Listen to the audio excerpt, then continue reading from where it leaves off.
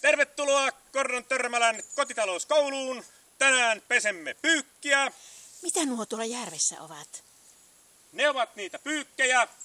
No mutta eihän niitä siellä järvessä saa pestä. Järvihän saastuu.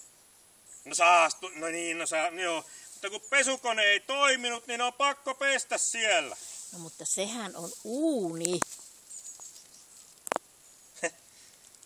Ja niin, ilmankos.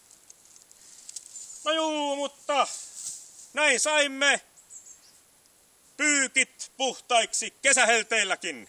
Hei hei ja ensi kertaan. Poikki. Entäs no pyykit? No ei ne minun oo. Ne löytyi tosta naapurimökistä.